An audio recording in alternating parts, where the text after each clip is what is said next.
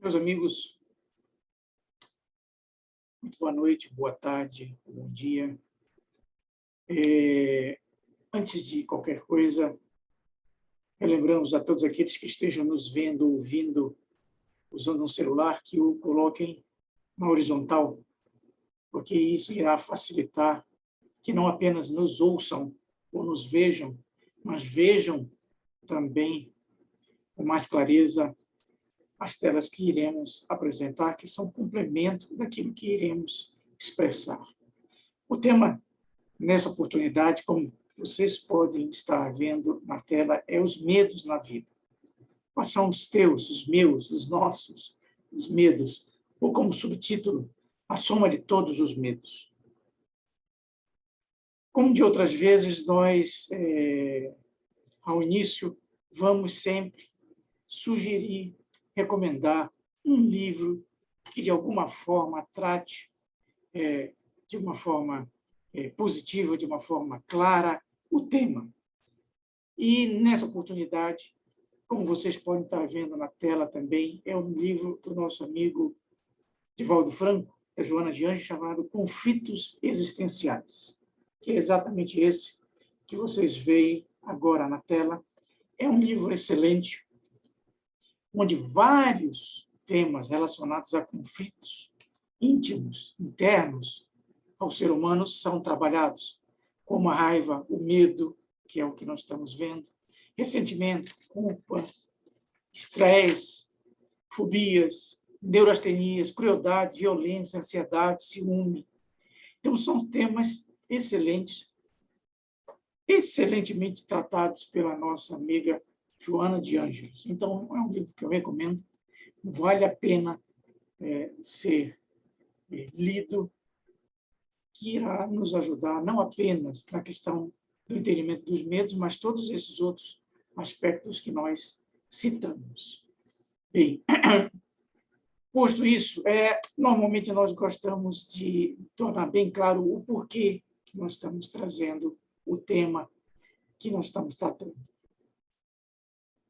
A razão básica que nós estamos colocando esse tema é que nós estamos, digamos assim, nos finalmente da pandemia, da Covid-19, após 2 anos, estamos no 3º ano, mas em um processo decrescente de ação, mas o que ficou patente é que a pandemia trouxe uma série de sequelas, consequências para a sociedade, para a pessoa, de forma individual, ou para a família, onde a pessoa convive.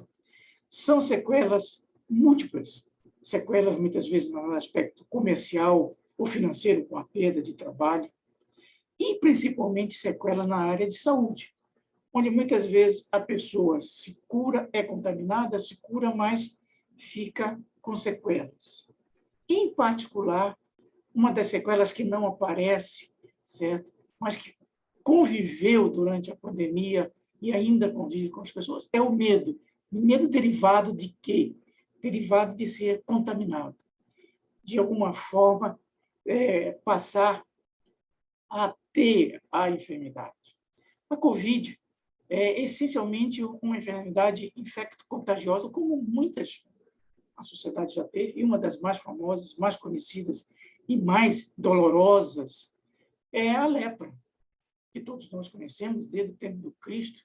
Por séculos, milênios, as pessoas eram completamente, digamos assim, alejadas da sociedade em função de estarem com a lepra. E as pessoas se afastavam dela medo, certo? Receosas de adquirirem a mesma enfermidade. E, durante os séculos, várias outras enfermidades contagiosas aconteceram. Ainda no século passado, em 1970, 1980, certo? A AIDS, quando apareceu, certo? Teve ainda, certo? E mesmo ainda hoje, aquele receio, como é, certo? Que eu me contamino, será que um abraço, um beijo, certo? Os aidéticos eram isolados numa ala do hospital, porque não se sabia exatamente naquela época como é que a AIDS se desenvolvia, aparecia, e nem os tratamentos. Então, doenças infecto-contagiosas é um dos elementos que acompanha e leva ao medo à sociedade há milênios. Mas não é a única. Existem outros aspectos que levam a pessoa ao medo. Então, essa é a razão básica que nós estamos trazendo. É como lidar com esses medos. Nós poderíamos continuar com o nosso tema e desenvolver, mas gostaríamos de tornar claro por que agora estamos tratando esse tema. O tema podia ser tratado em qualquer época do ano. Em qualquer época do ano, ainda teremos pandemia em níveis cada vez menores. Mas poderia ser agosto, setembro, outubro, que é o mês da saúde mental. Mas agora, e por que nós estamos fazendo isso? Porque o tema anterior que nós fizemos foi exatamente sobre pressentimentos e premonições, que essencialmente nós lidarmos com o tempo, ou com o futuro, com o tempo do futuro. E o que tem o tempo do futuro com medo? Muito. Para aqueles que estão lembrados, nós definimos que o futuro é uma junção, uma conjunção, uma soma de 3 partes. Uma que é uma colheita. O futuro é uma colheita em relação àquilo que nós fizemos no passado. Então, a parte do nosso futuro já é pré-definida, já está plantada. Então, o nosso futuro, primeira parte, ele é uma colheita. Que colheita? É outros 500. Que colheita do nosso passado vai ser visto no nosso futuro? É uma outra questão. Uma segunda parte desse futuro é uma plantação, que corresponde à minha ação no presente em relação àquilo que eu recebo do passado e pretendo realizar no futuro. Então, a segunda parte desse futuro é a ação do presente gerando algo de positivo agora e para frente. E a terceira, certo? Na realidade, reflete tudo aquilo que eu espero alcançar na minha vida no futuro. Novas conquistas, novos talentos, novos aprendizados. Então, o futuro é a somatória de tudo isso. Estão lembrados? Estão vendo na tela? Tem uma ampulheta girando. Nós utilizamos, e nós mostramos, uma ampulheta. Estão vendo? Estão lembrados que nós perguntamos o que significava a parte de cima e o que significava a parte de baixo? A parte de cima é o futuro. É aquilo que você pretende realizar. No momento em que passa pelo presente e ultrapassa o presente, vira passado. Imediatamente. Esse passado aqui pode ser positivo, negativo, vai depender de como você utiliza o seu presente. Terminado de areia passar, significa que você encerrou a sua existência. O que ocorre? Você inicia uma nova. O passado vira novamente futuro e assim sucessivamente. Muito bem. Nós perguntamos o que ocorre se eu corto a junção entre os dois bulbos. É a situação onde eu me suicido. O que ocorre se eu quebro o bulbo de cima? Significa que você está diminuindo o seu tempo de vida. É você se embebedar, se drogar, fazer uma série de coisas. Ou seja, o seu tempo, a areia não passa toda. O tempo que você deveria ter, não vai ter.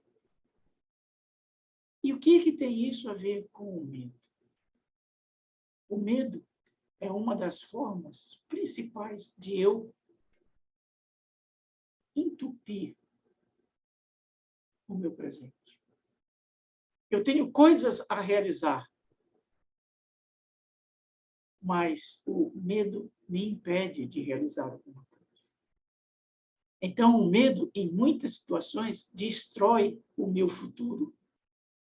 Por quê? Porque ele não permite que eu haja no presente de uma forma positiva, que eu transforme aquilo que eu gerei no passado em algo positivo para o meu futuro. Então, o medo é algo extremamente relevante na existência. O medo enterra as pessoas. O medo destrói as pessoas. Que medos? Muitos medos.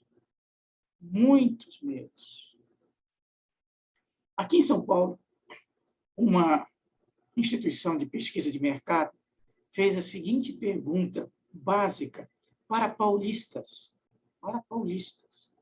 Qual é o teu medo maior? É o que está na tela de vocês. Estão vendo? Tem um gráfico, que é o que eles obtiveram. Com destaque, e é o que está em vermelho, o medo maior dos paulistas, eu diria dos brasileiros, e de quase todas as pessoas no planeta, é o medo de morrer. Além desses medos, certo? Surgiram dentro da pesquisa o medo da velhice, o medo da doença, o medo da pobreza, o medo da crítica, o medo da perda de um afeto profundo. De alguma forma, se vocês pensarem, vão ver que cada um deles tem uma perna no medo da morte. O medo da velhice. A pessoa muitas vezes tem o medo da velhice pelas perdas que ela tem. Perdas de possibilidade, perdas de trabalho, mas muito porque ela se sente que ela está mais perto da morte. Medo da doença. Medo da doença muitas vezes se torna crítica, certo? Mesmo sendo tratada, mas porque para ela acende uma bandeira amarela. Eu estou perto, posso estar perto da morte. Medo da pobreza. Muitas vezes é medo de deixar de ter possibilidade de bem ser tratado contra uma doença. De ser bem tratado na velhice, e, portanto, chegar mais rápido na morte. E medo da crítica, que muitas vezes apaga a pessoa, o seu relacionamento, dentro da família, dentro da sociedade, dentro do trabalho, em relação àquilo que não pode realizar. E medo da perda, de ficar sozinho, de entrar em solidão, de não ter ninguém ao seu lado, portanto, ninguém que possa o ajudar na doença, na velhice ou na morte. Então, são todos medos que batem na nossa porta.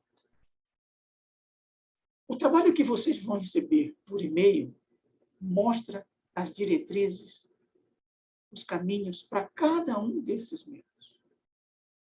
Não temos tempo aqui, agora, de vê-los, cada um deles em particular. O que vamos ver é o primeiro, que é o medo maior, que é o medo da morte. Em cima de uma pergunta em particular, porque, em tese, estamos falando para espíritas. Por que o espírita tem medo da morte? E o espírita tem medo da morte. Inúmeras vezes, nós muitas vezes levamos esse tema de desencarne, de falecimento, de morte, para as nossas palestras. E observamos que, na maioria das vezes, muitos espíritas, como se diz, torcem o nariz. Mas lá vem ele falar de novo sobre isso. Na realidade, ela está refletindo que ela não quer ouvir alguma coisa que vá tocar a ferida, que é o medo da morte. Essa é a realidade. Mas por que o espírita tem medo da morte? Logo, o espírita. Essa pergunta não está dirigida ao protestante, ao católico, ao budista, ao ateu, mas ao espírita. Por que o espírita tem medo da morte? O que falta para ele para não ter? O porquê ocorre que ele, com todos os conhecimentos, tem medo da morte? Estão vendo? Na tela de vocês tem uma frase do Emmanuel, não é minha. Ele diz: os espíritas realmente não podem temer a morte. Não podem por quê? Mas temem. E temem por quê? Nós listamos, e está na tela de vocês, 10 razões de por que não apenas os espíritas justificam de por que têm medo da morte. A nossa questão aqui é ver qual dessas 10 razões são aplicáveis aos espíritos e quais não são. A primeira diz, a pessoa muitas vezes tem medo da morte pelo instinto de conservação da vida. Absolutamente correto. Ninguém entra numa jaula de leão, ninguém entra num covil de serpentes, porque ninguém quer morrer. É um instinto de conservação. Perfeito. Perfeito. Essa é uma razão absolutamente natural, compreensível de todos, não apenas os espíritas, não espíritas, qualquer um. É um instinto de conservação refletindo nesse lutar contra você entrar numa cova de leão e você entrar muitas vezes numa floresta escura, porque você não sabe o que vai encontrar. É o instinto de conservação da vida. Perfeito. Nada a comentar. O segundo é predominância da natureza animal, ou seja, você muitas vezes tem um sentido, muitas vezes, materialista, material da vida. Você é absolutamente matéria. Você não tem nenhum sentido de espiritualidade. Em muitos seres humanos, isso é real. E para os espíritas? Para os espíritas não deveria ser. Nós sabemos que existe, que somos espíritos, que somos imortais, que temos inúmeras existências. Portanto, não somos ossos. Portanto, essa predominância não deveria existir. Terceiro, temporário esquecimento da vida espiritual. Ou seja, nós temos muitas vidas, mas as pessoas não se lembram. Nós sempre alertamos que a gente não se lembra dos fatos da vida passada, mas as emoções da vida passada, elas passam. O reencarne apaga a lembrança dos fatos, mas não dos sentimentos, das emoções.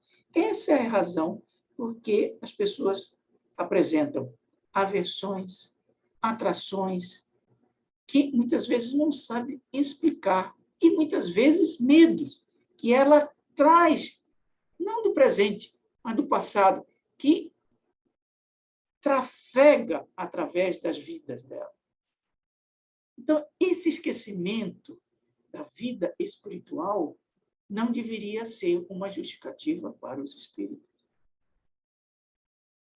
Porque nós sabemos que vamos para o nosso lar, vamos para a colônia X, Y, Z.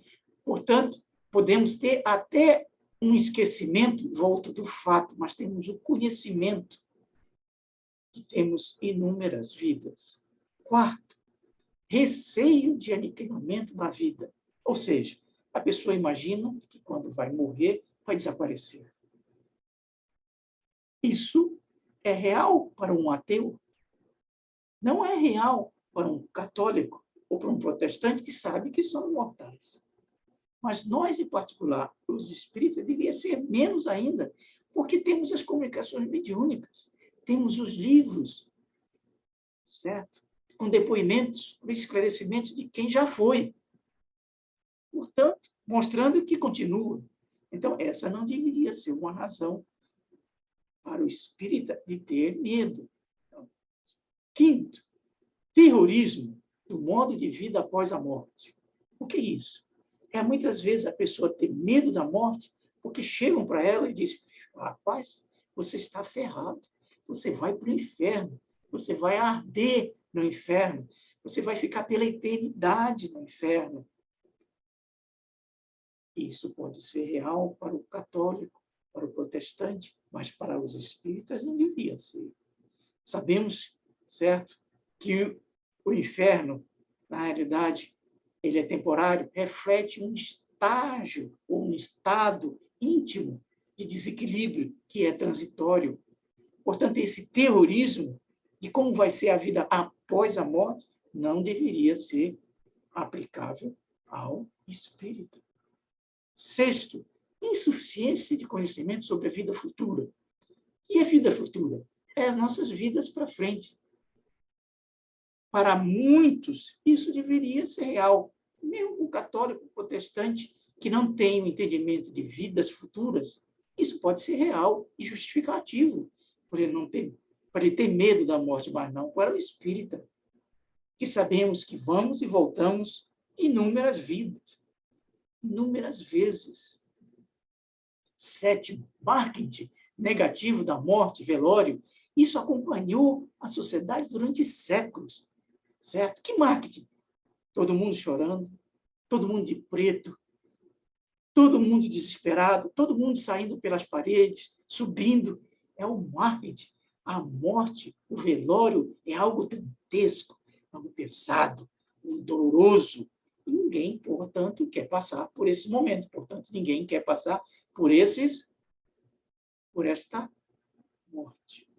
Isso também não deveria ser razão para o espírita, porque nós sabemos o que ocorre durante um desencarne, durante um velório, o que ocorre nos cemitérios, os pronto-socorros, os tratamentos. Então, não deveria haver esse marketing negativo para o espírito. Nós temos.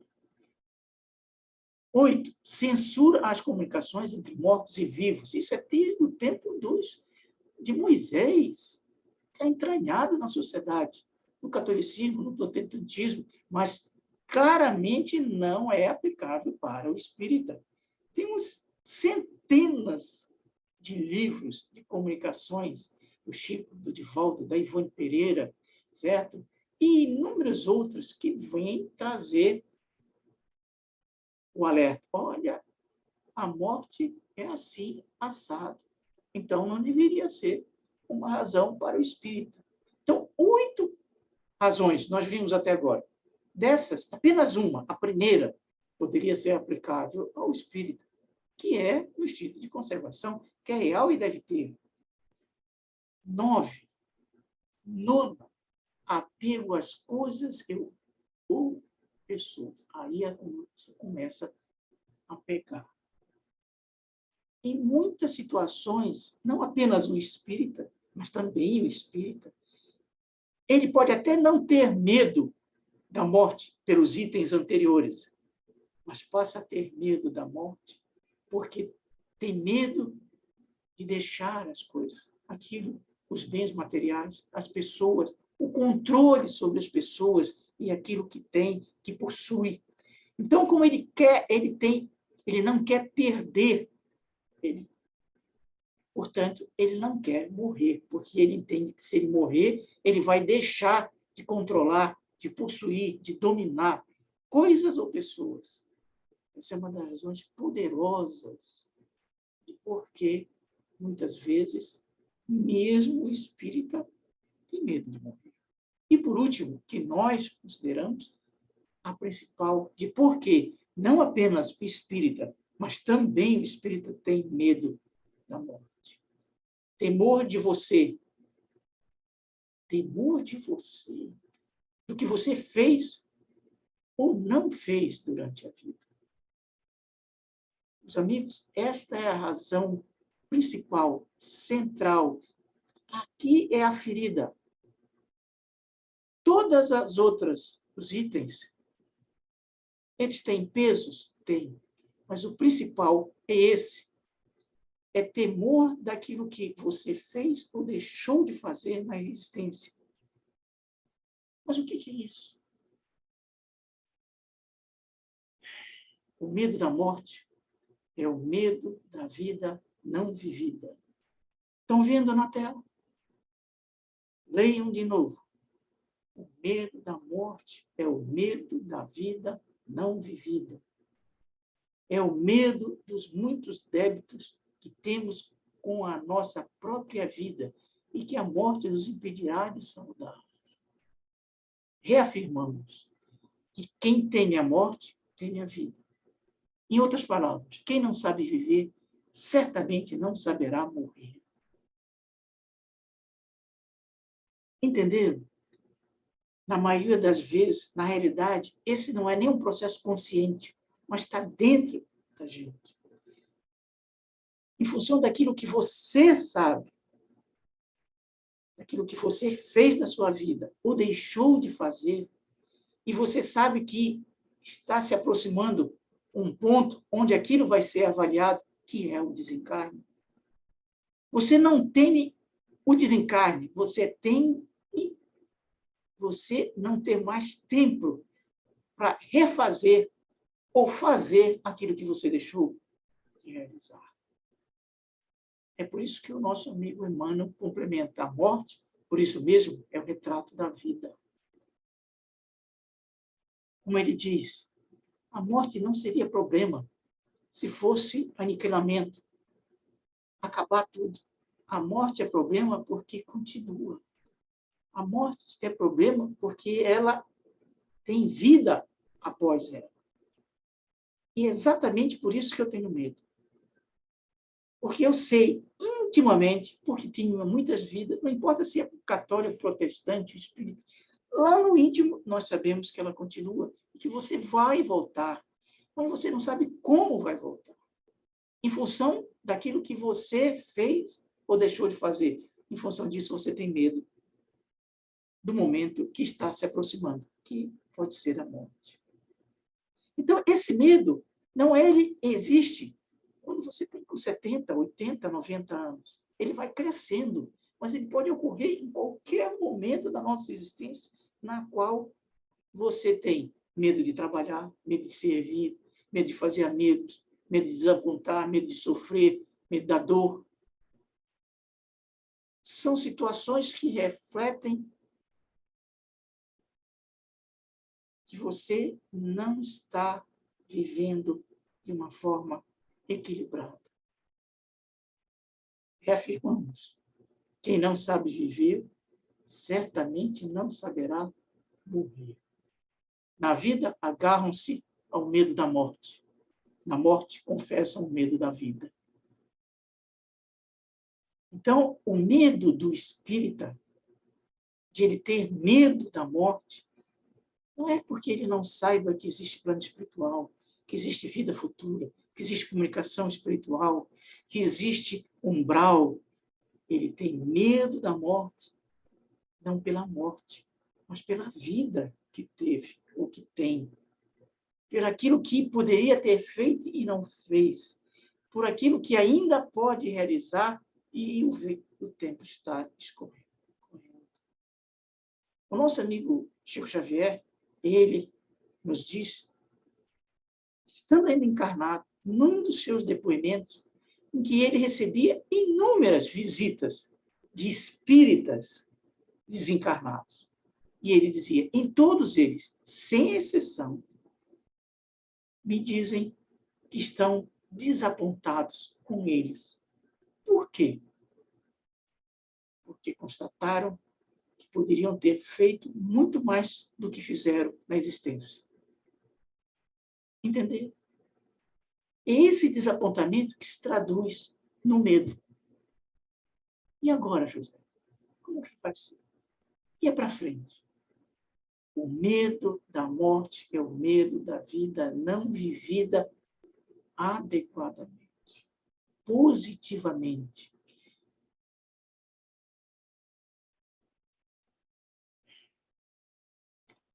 A questão é o que fazer. É viver adequadamente? Óbvio. É você sair à luta? É você construir? Vamos falar ainda disso. A nossa amiga Joana de Ângeles, num dos seus livros, que é de 1970, portanto, de muito antes das pandemias, da Covid, ela já viu e já via a questão do medo. E ela nos traz alguns diretrizes evangélicas de como combater o medo no dia a dia, todo dia. Ela diz, labor fraternal. O que é um labor fraternal? Não é o trabalho que você ganha dinheiro, aquela que você faz pela sobrevivência. É o trabalho em prol do outro, em prol de alguma coisa positiva para o seu íntimo. Tem dois tipos de trabalho que o ser humano pode realizar. Tem um trabalho remunerado que muda o exterior. E tem o trabalho não remunerado, que é o labor fraternal, que muda o seu íntimo. É esse trabalho que ela diz que é uma das diretrizes. Por quê? Porque é esse íntimo que precisa ser mudado. É esse viver que precisa ser mudado. Estão entendendo? Culto doméstico do Evangelho. Por quê? Porque em muitas situações, os nossos medos, eles já refletem o passado de vidas passadas problemáticas, um passado de vida presente difícil, de traumas, de perseguições. Então, você precisa ter um refrigério, um apoio, uma ajuda semanal, moral, espiritual, que se reflete no Evangelho no lar. Um pensamento otimista frequente, ou seja, nós deveríamos, de forma permanente, lutarmos contra o medo, que é um elemento que vem entupir o presente. Estão lembrados que ele entope o presente? Entope por quê? Porque ele gera uma atitude pessimista em relação à vida. Portanto, o antônimo a isso é o otimismo, em relação àquilo que você pode realizar. A prece, a água magnetizada e o passe, que são elementos de limpeza psíquica e de energização do espírito, para que você enfrente o presente de forma positiva. Você pode estar até no presente, mas pode estar parado. Isso é não viver. Quando você menos espera, já passou o tempo. A areia acabou. É preciso viver adequadamente. Deixar a areia correr. Usufruir do presente, e o medo impede isso. Como diz o nosso amigo André Luiz, muitas vezes nós precisamos de socorro. SOS. Estão vendo na tela? Essa é uma diretriz dele, do nosso amigo André, que é um médico. Ele diz, em muitas situações, e não apenas do medo, eu preciso de SOS. Silêncio, oração e serviço. Que é exatamente o que nós acabamos de ver nas palavras da Joana de Ângeles. Silêncio, oração e serviço. Ou como nós dizemos, sorrir, orar e trabalhar. Esse é o combate para amanhã. É o combate para amanhã, para depois. Enquanto a areia estiver caindo.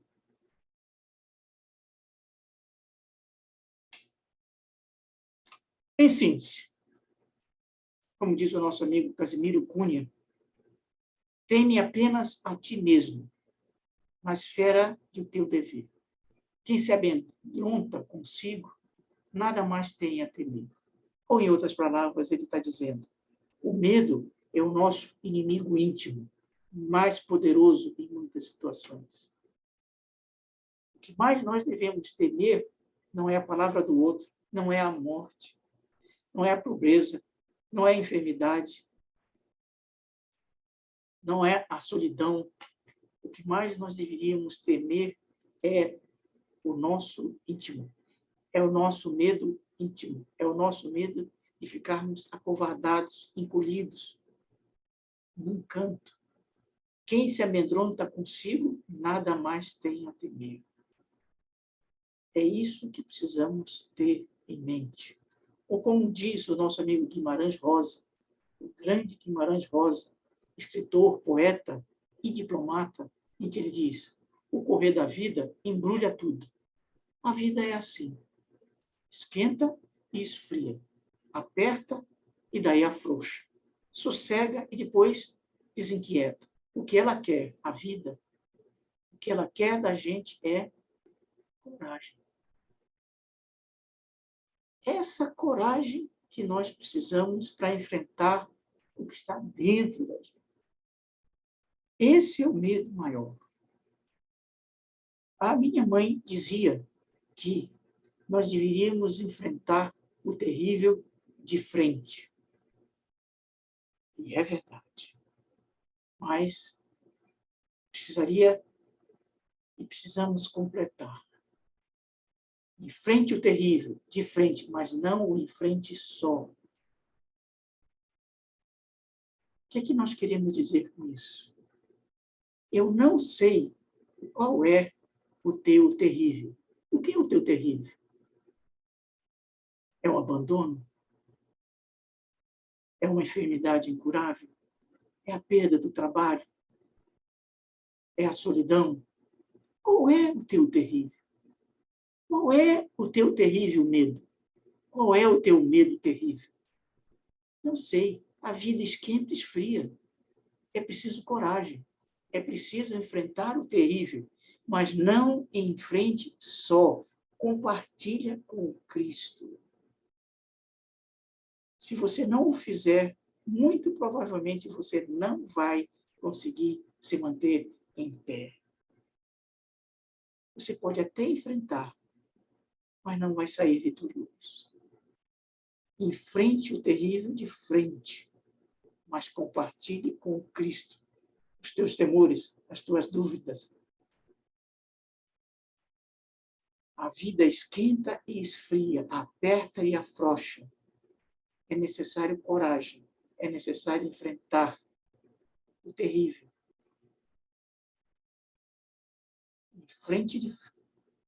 De frente, mas não o enfrente só.